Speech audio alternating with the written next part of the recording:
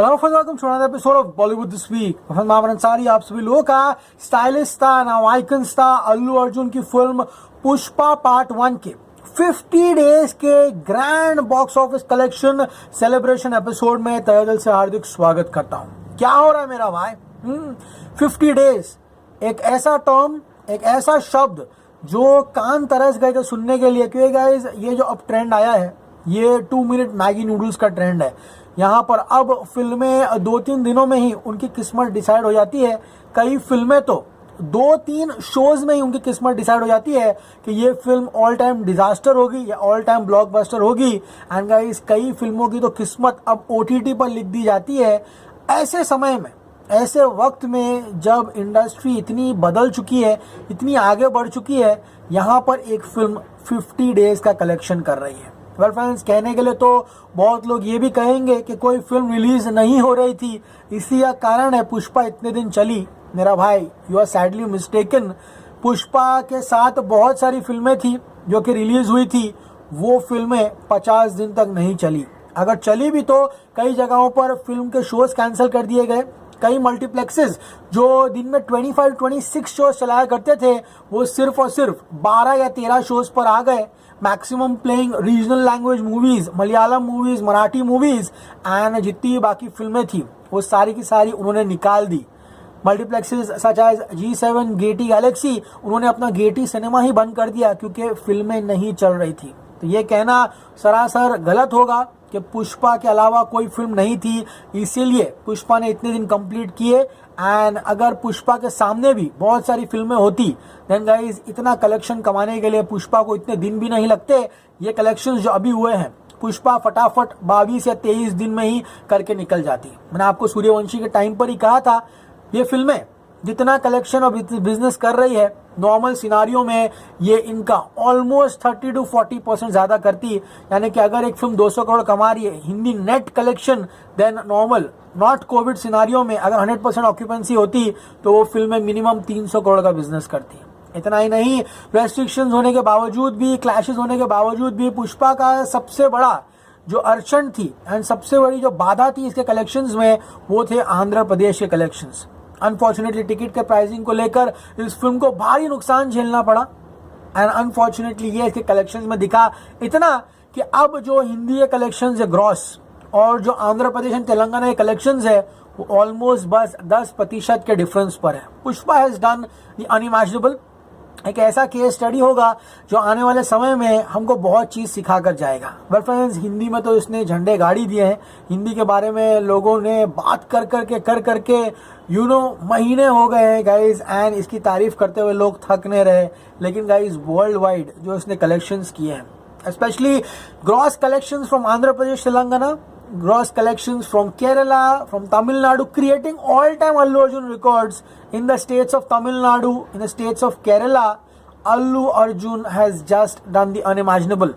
एक जमाना हुआ करता था जब हिंदी बॉलीवुड फिल्में highest grossing films of the year बना करती थी, एंड वक्त अब आस्ते आस्ते बदल रहा है। This time Telugu film coming in a dubbed version in Hindi has become the highest grossing film of the year, not only in India but also worldwide from the country of India. well friends, आज के episode में हम discuss करने वाले हैं किस तरह से प्रोड्यूसर्स ने यहाँ पर 50 दिन सेलिब्रेट करने के लिए ऑफिशियल कलेक्शंस दिए हैं। हमने देखा किस तरह से हमारा जो बॉलीवुड ट्रेड है वो रॉयली पुष्पा को इग्नोर कर रहा है, कोई से कलेक्शंस बता नहीं रहा, क्योंकि गाइज इनको बात हजम हो ही नहीं रही है कि ये फिल्म ने ऐसा बिजनेस कैसे किया। लेकिन वहां से प्रोड्यूसर्स कलेक्शन भेज रहे हैं। आजकल सोशल मीडिया के जमाने में हमें ट्रेड मैगजीन्स या फिर ट्रेड एनालिस्ट को फॉलो करने की आवश्यकता है नहीं, क्योंकि गाइज प्रोड्यूसर्स ही इतने ट्रांसपेरेंट हो चुके हैं थैंक्स टू प्रोड्यूसर्स लाइक मैत्री movies, producers like Reliance entertainment. ये सारे के सारे कलेक्शंस अपने ऑफिशियल वेबसाइट, अपने ऑफिशियल हैंडल्स पर डालते हैं एंड सोशल मीडिया पे आज हर एक आदमी एक्टिव है। इसी का कारण है कलेक्शंस जो है भाई साहब असली किसी से छुपते नहीं है।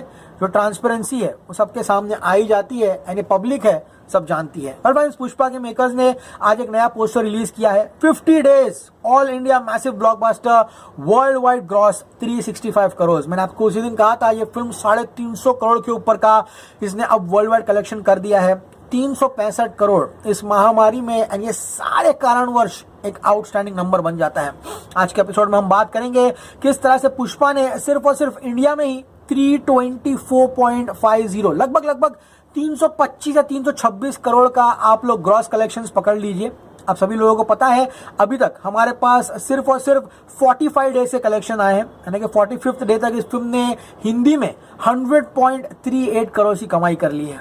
आज फ्राइडे, कल हो गया है इस फिल्म का, आज फ्राइडे सॉरी, एंड आज ये फिल्म 50th डे एंटर करती है। तो 46, 47, 48, 49 इन 4 दिन के कलेक्शन जो प्रोड्यूसर्स भेजेंगे, मैं आपको कल ये एपिसोड बनाकर बताऊंगा कि एग्जैक्टली हिंदी वर्जन ने कितना कमाया है। आज इसका 8वां हफ्ता शुरू हो गया है, ग्रैंड 8th वीक, एंड ये वीक इसका आई थिंक सेकेंड लास्ट या थर्ड लास्ट वीक होगा, क्योंकि अगले हफ्ते बधाई दो आ रही है। एंड अगर बधाई दो नहीं चलती है देन पुष्पा अपनी जो सफर है उसको आगे बरकरार रखेगा, क्योंकि 18 फेब को सिर्फ अनचार्टेड आ रही है, हिंदी फिल्म के नाम पर कुछ नहीं आ रहा। यानी कि गंगूबाई काठियावाड़ी जब तक 25 फरवरी को नहीं आती, पुष्पा द राइज इस बॉक्स ऑफिस कलेक्शंस की जो होड़ है उसमें लगा रहेगा एंड एक आउटस्टैंडिंग नंबर क्रॉस करके निकल जाएगा। ओके गाइस, तो ये तो बात रही इसकी वर्ल्ड वाइड कलेक्शंस की। अब ये वर्ल्ड वाइड फिगर जो है वो कैसे आया है, ये मैं आपको आज के एपिसोड में बताने की कोशिश करने वाला हूँ। हिंदी में इस फिल्म ने ऑब्वियसली 100.38 यस फ्रेंड्स 100.38 करोड़ की कमाई कर ली है 45 डेज में। अब 49 डे तक जब तक आएगा इसके कलेक्शंस और बढ़ेंगे। इसका ग्रॉस गाइस लगभग होता है 122 से लेके 123 करोड़, यानी कि हिंदी ग्रॉस ने 123 करोड़ का ग्रॉस किया है। बात करूं collections from the state of Andhra Pradesh and Telangana, उन्होंने ग्रॉस किया है लगभग 133 करोड़। तो गाइज ये फिगर्स आप सभी लोगों के सामने हैं कि एग्जैक्टली इसने कितने ग्रॉस जो है वो कहाँ किए हैं। अब गाइज हम बात करेंगे कर्नाटका की, तो कर्नाटका का जो ग्रॉस है लगभग वो आया है 20 करोड़ रुपए का। ये मैं आपको 7वें हफ्ते तक की ग्रॉस बता रहा हूँ, ऊपर नीचे कलेक्शंस हो सकते हैं। बात करूँ गाइज यहाँ पर अन्य स्टेट्स की, तो अब हम बात करेंगे केरला की। तो केरला स्टेट में अल्लू अर्जुन ने रिकॉर्ड बनाते हुए 12 करोड़ का जो ग्रॉस है वो किया है। तमिलनाडु में तो इसने ऑल टाइम रिकॉर्ड बनाते हुए 22 करोड़ का ग्रॉस किया है। एंड गाइस ओवरसीज मिला दूं तो यहाँ पे ओवरसीज को मिलाकर अल्लू अर्जुन की फिल्म पुष्पा ने वर्ल्ड वाइड ये 365 करोड़ का जो आंकड़ा है उसको हासिल किया है। Absolutely humongous. इंडिया में ही सूर्यवंशी ने 233 करोड़ का ग्रॉस किया है, ओनली इंडिया। वर्ल्ड वाइड बात करो सूर्यवंशी की, तो सूर्यवंशी ने तकरीबन वर्ल्ड वाइड जो है वो 296 या 297 करोड़ का बिजनेस जो है वो कर दिया है। एंड गाइज इसी का कारण है यहाँ पर पुष्पा सिर्फ इंडिया में नहीं बल्कि वर्ल्ड वाइड इस साल की हाईएस्ट ग्रॉसिंग फिल्म बन जाती है।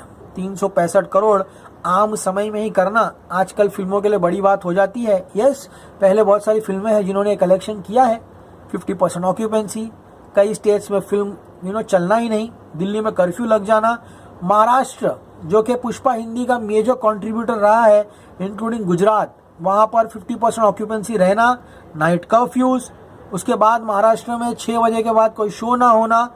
ऐसे में आपको कम से कम 15 से 20 कारण बता सकता हूँ। अगर ये सारे नहीं होते तो आज पुष्पा का 500 करोड़ वर्ल्ड वाइड का जो पोस्टर है वो रिलीज हो जाता।